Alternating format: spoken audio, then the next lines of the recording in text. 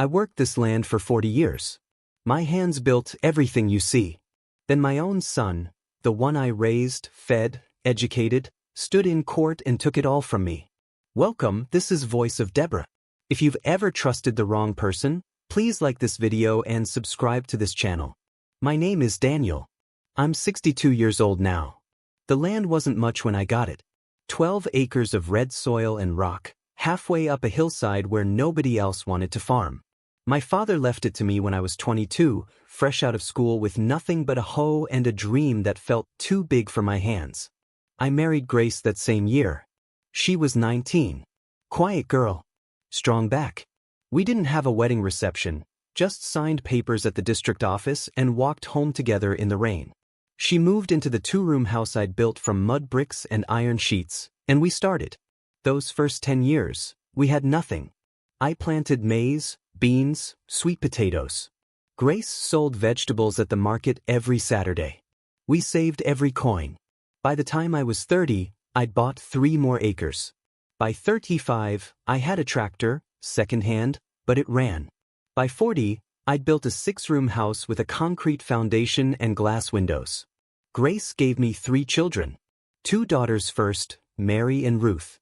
Then finally, after 8 years of waiting and praying, a son. We named him Joseph. I won't lie to you.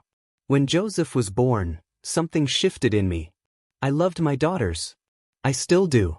But a son is different. A son carries your name forward. A son works the land with you. A son becomes the man you were trying to be. I gave Joseph everything. When the girls went to the local school, I sent Joseph to a private academy in town. When he finished high school, I sold 2 cows and half my maize harvest to pay for his university fees. He studied business administration. I was proud. I told everyone, my son is going to be somebody. Grace wasn't so sure. She used to say, "You're spoiling that boy, Daniel. He doesn't know how to suffer." But I didn't listen. I thought I was giving him a better life than I had. I thought that was my job. Joseph came home after university with a degree and a sharp tongue. He didn't want to farm. He said farming was for old men with no vision. He wanted to develop the land. He talked about subdivisions, real estate, rental apartments. He brought friends from the city, men in clean shoes who walked around my farm like they were surveying a shopping mall. I told him no. I told him this land feeds us. It educated him. It built everything we have. He didn't argue. He just smiled and said, "Okay, Dad." But Joseph didn't let it go. He started spending time with a lawyer in town. I didn't know this then. I only found out later when it was too late. He told me he was working on business plans, and I believed him. Grace warned me again. She said, "That boy is planning something." But I brushed her off. I told her she worried too much. Then one day, Joseph came to me with papers. He said the land needed to be formalized for tax purposes. He said the government was cracking down on unregistered properties. He said if I didn't sign, we could lose everything. I'm not an educated man. I can read and write, but legal language confuses me. Joseph sat with me at the table, pointed to the lines, and I signed. Grace was at the market. I didn't tell her. I thought I was protecting our land. 3 months later, I got a letter. It was from a lawyer. It said I was being evicted. It said the land was no longer mine.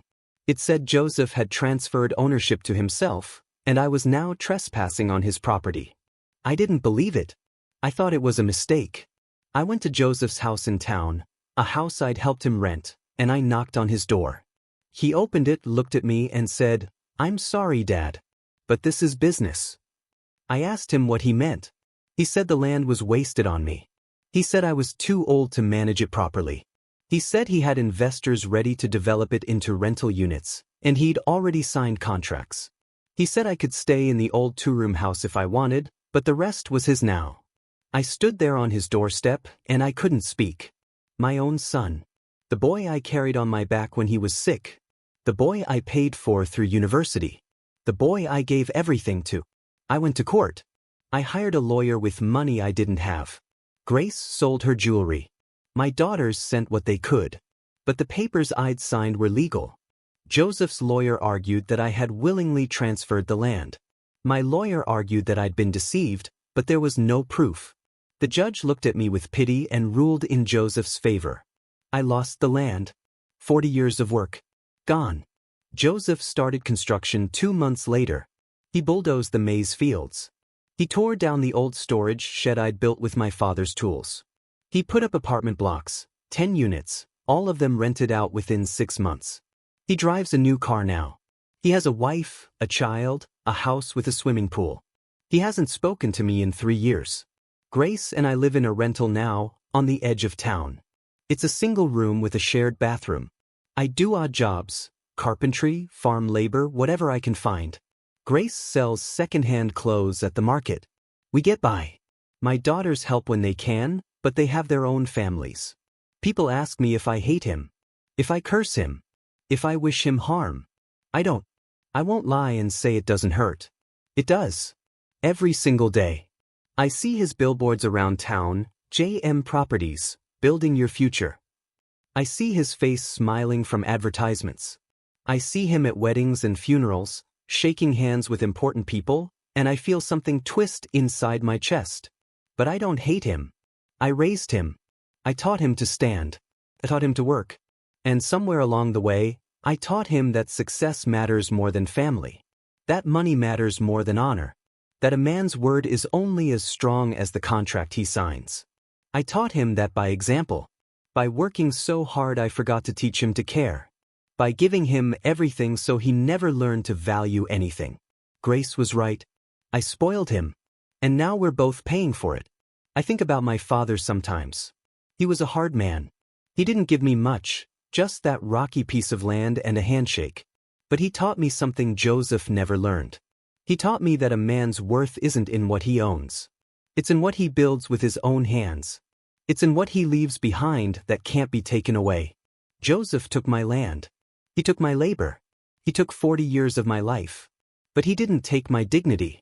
He didn't take my ability to wake up in the morning and keep going. He didn't take the respect my daughters still give me, or the love Grace still shows me, even in this cramped little room. I'm 62 now. I won't get the land back. I won't get those years back. I won't get my son back, the boy I thought he was, anyway. But I'm still here. I still wake up. I still work. I still love my wife. I still talk to my daughters. I still breathe. Joseph won the land. But I don't think he won anything else. Sometimes I see him driving past in that new car, and I wonder if he sleeps well at night. I wonder if his son will do to him what he did to me. I wonder if he'll die surrounded by property and contracts, or if he'll die alone. I don't know. And I don't think I want to know. I just know that I'm still standing. And that has to be enough. If this story touched you, please share it with someone who needs to hear it. Subscribe to Voice of Deborah and turn on notifications, because real stories like this need to be told. Thank you for listening.